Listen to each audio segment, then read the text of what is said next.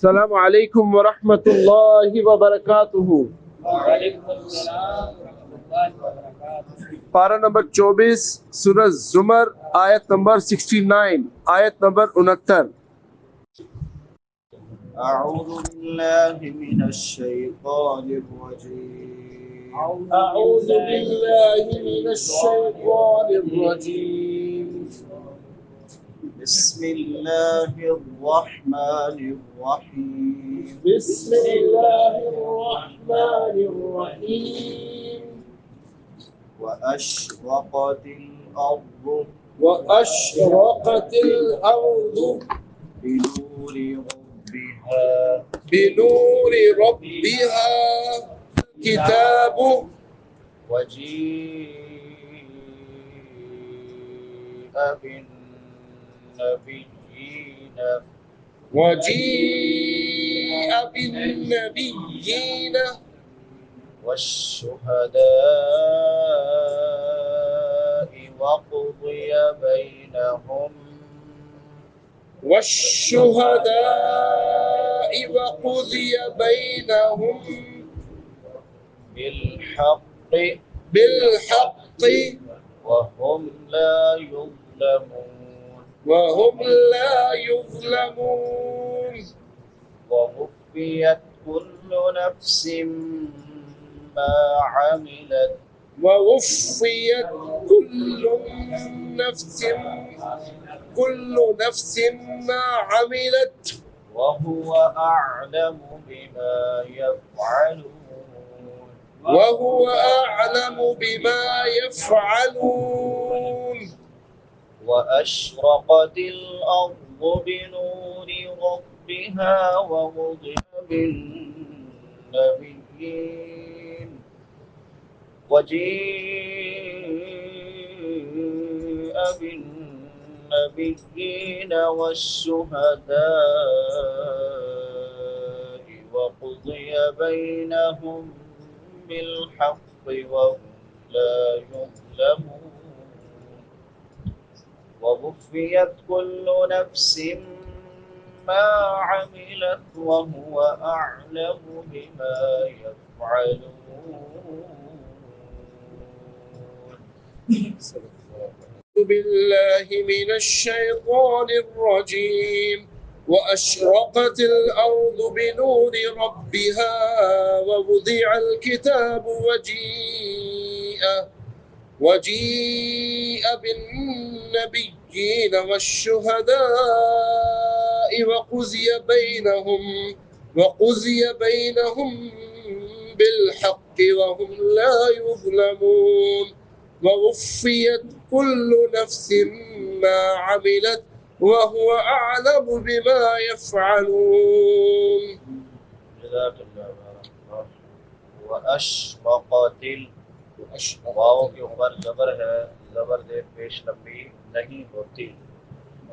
را کے اوپر زبر ہے، را کو پڑھیں گے، موٹا کر کے پڑھیں گے۔ قاف حروف مستعلیہ میں سے ہے، یعنی موٹے حروف میں سے، تو اس کو بھی موٹا کر کے پڑھیں گے۔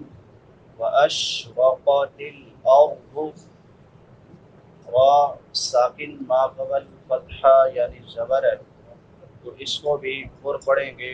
واد بھی پر پڑھا جائے گا کیونکہ موٹے حروف میں سے ہے۔ بنوری، نون کے بعد واو مدہ ہے، واو ساکن ما قبل ضمہ یعنی پیش ہے، تو اس کو ایک الف کے برابر لمبا کریں گے۔ را باریک ہوگی کیونکہ را کے نیچے زیر ہے۔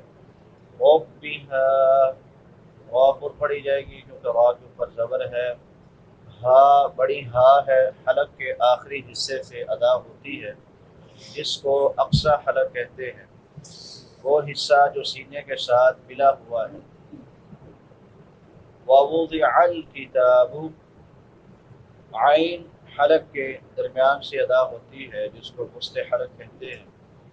کتاب، تا کے اوپر کھڑی زبر ہے، کھڑی زبر کھڑی دیر الٹا پیش ہو، ایک ایک الف کے برابر لمبا کرتے ہیں۔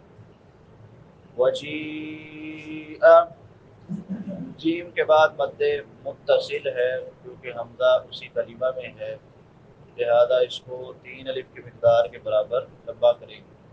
بن بالنبیین، نون مشدد ہے، شاد والا نون، اس پہ ہمیشہ غنہ ہوتا ہے۔ غنہ آواز کو ناک میں چھپا کر ادا کرنا ایک الف کی مقدار کے برابر۔ بالنبیین والشہداء، دال کے بعد مد متصل ہے، 3 الف کی مقدار کے برابر، اس کو لمبا کریں گے۔ وقضی، قاف اور غاد دونوں حروف مستعلیہ میں سے ہیں، دونوں کو پر پڑھیں گے۔ بینہم بالحق، میم ساکن کے بعد با ہے تو یہاں پہ اقلاب ہوگا۔ بالحق، قاف پر پڑھا جائے گا۔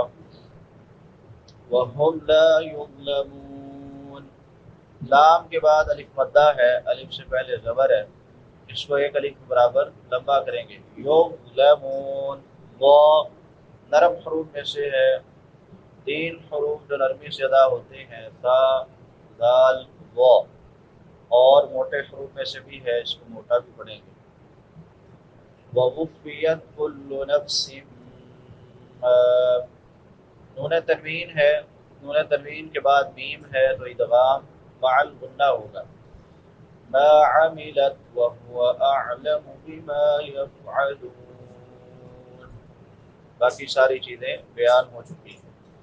واشرقت الارض، اور روشن ہو جائے گی زمین، بنور ربها، اپنے رب کے نور کے ساتھ۔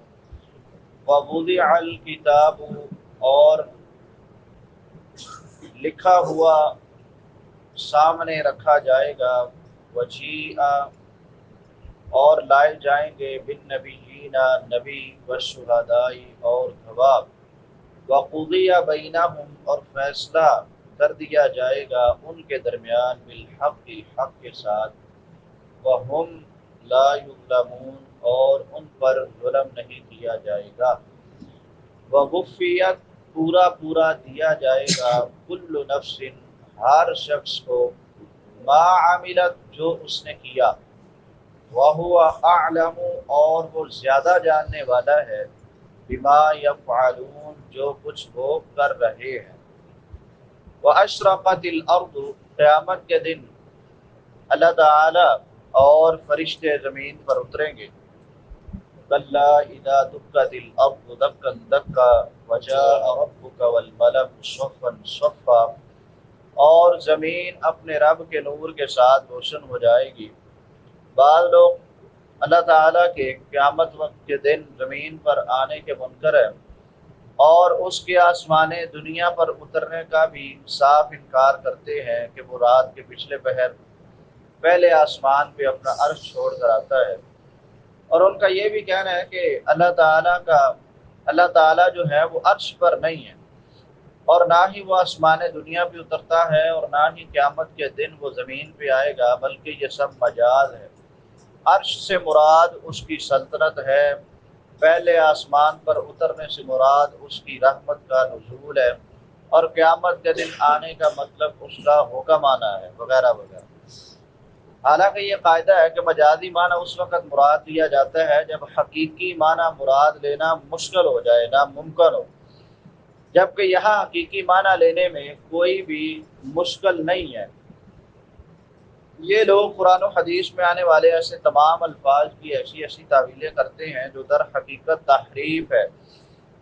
ان کا کہنا ہے کہ یہ سب استعارے ہیں جو عرب کے بدوؤں کے ذہن کے مطابق اللہ تعالیٰ کو ایک بادشاہ کی صورت میں پیش کرتے ہیں، اور اللہ کو اس صورت میں پیش کرنے کے لیے استعمال کیے جاتے ہیں، گویا کہ اللہ تعالیٰ کی ذات اور اس کی صفات کو نہ تو رسول اللہ صلی اللہ علیہ وسلم نے پہچانا اور جانا، اور نہ ہی صحابہ کرام رضوان اللہ علیہم اجمعین نے جانا۔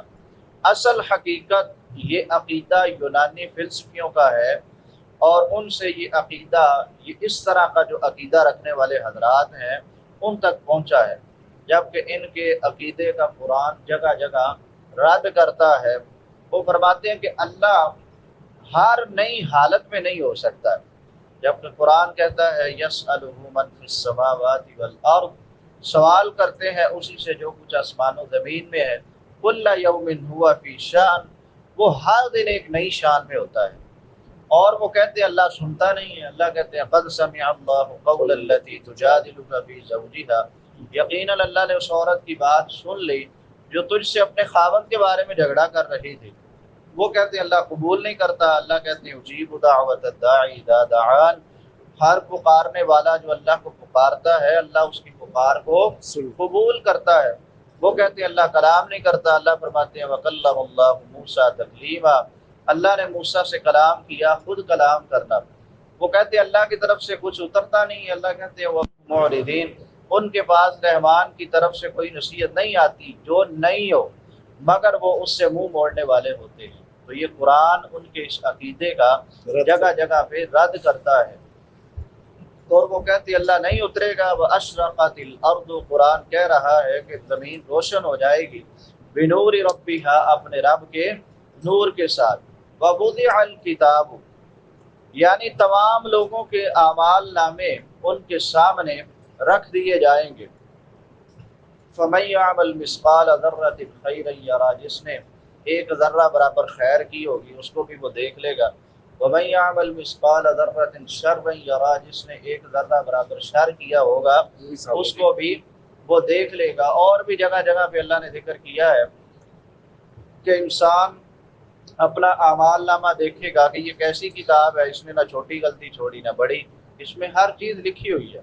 تو وَوُضِعَ الْكِتَابُ، لکھا ہوا، کِرَامًا کاتبین جو لکھ رہے ہیں وہ لکھا ہوا اس کے سامنے رکھا جائے. وَجِیءَ بِالنَّبِیِّینَ وَالشُّہَدَاء، شہداء گواہوں سے مراد نبیوں کے علاوہ ہماری امت اور پہلی امت کے وہ تمام نیک لوگ ہیں کہ جنہوں نے اپنی اپنی امت کے لوگوں تک حق کا پیغام پہنچایا.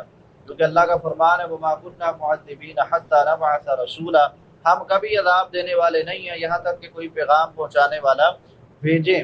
ان شہداء میں امت محمد صلی اللہ علیہ وسلم کے وہ افراد بھی شامل ہیں جو نوح علیہ السلام اور دوسرے انبیاء کے حق میں شہادت دیں گے کہ انہوں نے اپنی اپنی امت کو اللہ کا پیغام پہنچا دیا تھا.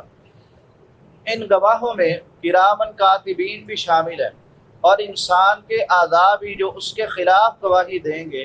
اسی طرح زمین بھی شامل ہے جو انسان کے خلاف گواہی دے گی کہ زمین کے جس حصے پر اس نے نیک یا برا عمل کیا ہوگا زمین وہ بتائے گی. یومئذ تحدث اخبارها بأن ربك اوحى لها، اس دن وہ اپنی خبریں بیان کرے گی اس لیے کہ تیرے رب نے اسے وحی کی ہوگی.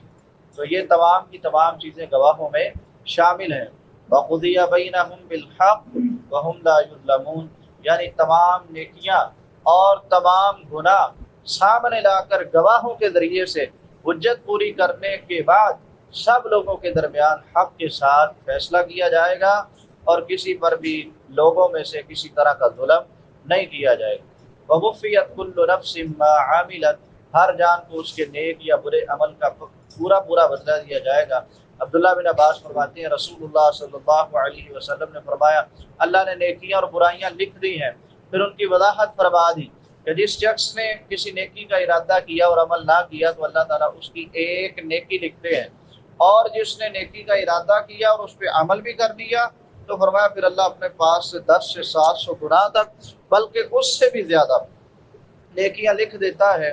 اور جس نے کسی برائی کا ارادہ کیا اور اللہ کے خوف اور ڈر کی وجہ سے وہ برائی نہ کی تو اللہ اس کے عوض اپنے پاس ایک نیکی لکھ دیتا ہے. اور جس نے وہ برائی کر لی تو پھر فرمایا اس کی ایک ہی برائی لکھی جاتی ہے، زیادہ نہیں لکھی جاتی. وَهُوَ أَعْلَمُ بِمَا يَفْعَلُونَ، اور فرمایا کہ وہ اللہ رب العالمین دنیا میں لوگ جو کچھ کر رہے ہیں انہیں خوب جانتا ہے. اسے لکھنے والے یا گواہی پیش کرنے والے یا حساب رکھنے والے کی ضرورت نہیں ہے، لیکن اعمال نامہ اس لیے رکھا جائے گا، پیغمبروں اور گواہوں کو اس لیے لایا جائے گا تاکہ لوگوں پر حجت تمام ہو جائے، کسی کے پاس کوئی بہانہ نہ بچے. حجت تمام کرنے کے لیے یہ سارے گواہ اور اعمال نامے پیش کیے جائیں گے. اللہ حق بات کو پڑھنے، سمجھنے، اس پر عمل کرنے اور اس کو آگے پھیلانے کی توفیق عطا فرمائے. وما علینا الا البلاغ المبین.